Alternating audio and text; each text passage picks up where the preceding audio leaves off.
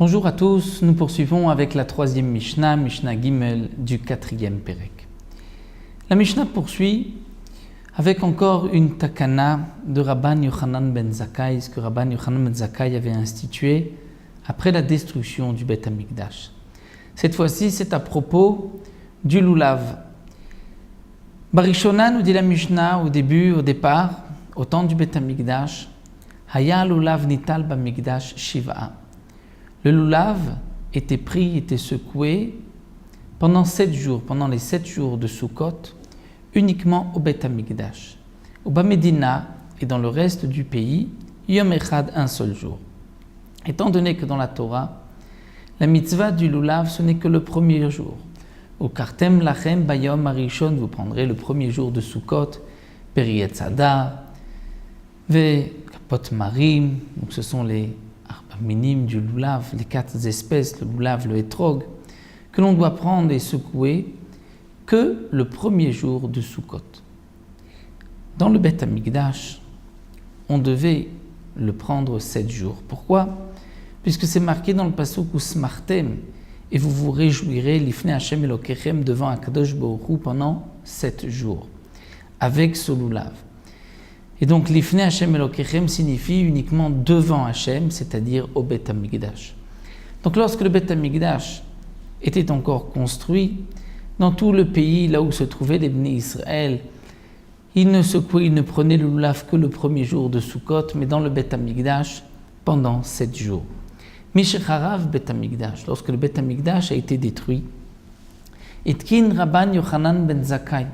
Rabban Yochanan ben Zakkai a instauré lulav nital b'Amdina shiva, que le lulav allait être pris, allait être secoué, même dans le pays, c'est-à-dire là où se trouvent les Bnei Israël, même en dehors du Beth Amikdash, pendant 7 jours.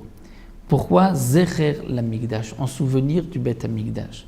Même si à l'époque, en dehors du Beth Amikdash, ce n'était qu'un seul jour, mais après la destruction du Beth Amikdash, il a instauré qu'on doit prendre le lulav pendant 7 jours. Donc ces 7 jours sont divisés en 2 parties. Le premier jour, c'est une obligation de la Torah, et les 6 autres jours, ce n'est qu'une obligation midei Rabbanan. Un autre point que Rabban Yochanan ben Zakkai a instauré, Sheyeh Yom Henef Kulo Asur, que le jour du balancement, Kulo Asur sera entièrement interdit. De quoi il s'agit?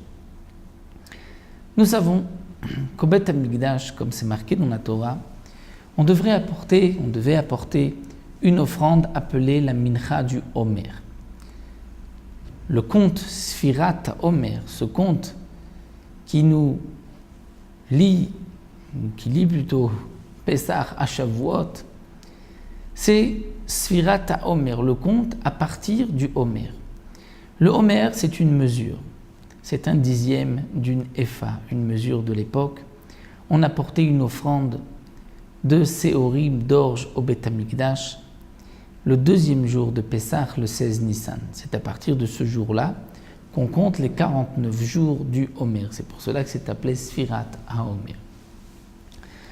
Lorsque au Beth Amikdash on apportait cette offrande, on avait à partir de ce jour-là la permission de manger Hadash, c'est-à-dire la nouvelle récolte. Le blé qui avait poussé l'année précédente ne pouvait être consommé qu'après qu'on ait apporté cette offrande du Homer.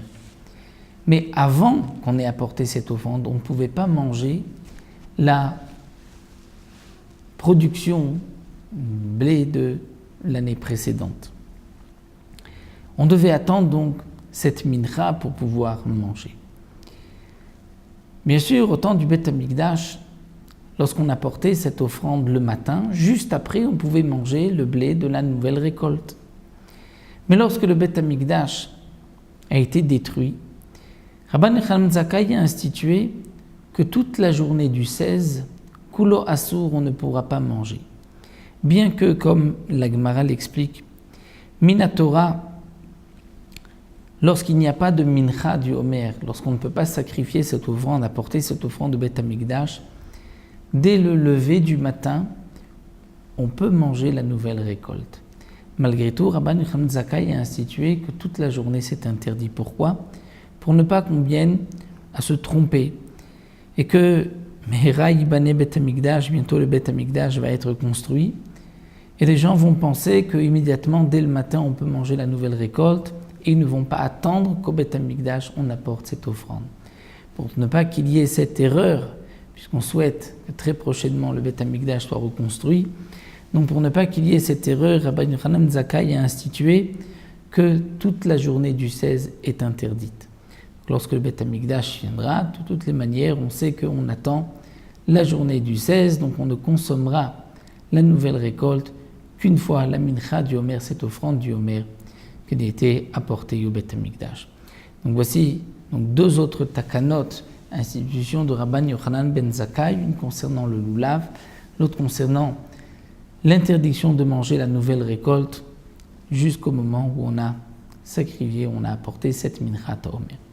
Voilà, nous arrêtons ici, on reprendra encore avec d'autres takanot de Rabbi Yochanan ben Zakkai, mais cette fois-ci on reviendra au Dinim ou à la Chot de Rosh Chodesh.